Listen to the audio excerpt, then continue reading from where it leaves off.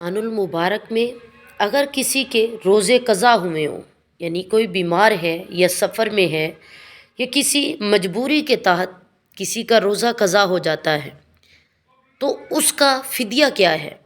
तो आइए आज की इस वीडियो में हम जानते हैं कि एक रोज़े का फ़िदिया कितना है।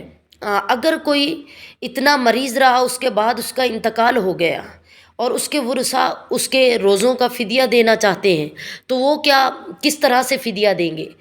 तो एक रोज़े का फ़िदिया क्या होगा। या कोई शख्स इतना बीमार है और वो साहिब इस्तिताअत है और वो अपने रोज़ों का फ़िदिया देना चाहता है, तो वो क्या करे।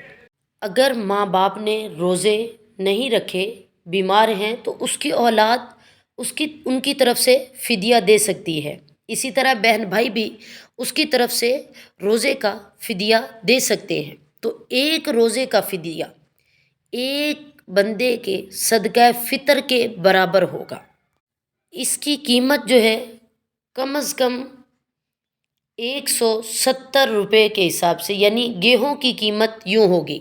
और खजूर का भी दिया जाता है, किशमिश का भी, और वो हर एक बंदा अपनी इस्तात के मुताबिक, यानी कम से कम 170 रुपया एक बंदे का सदका फ़ितर बनेगा। तो एक बंदे के सदका फ़ितर के बराबर फ़िदिया देना हो।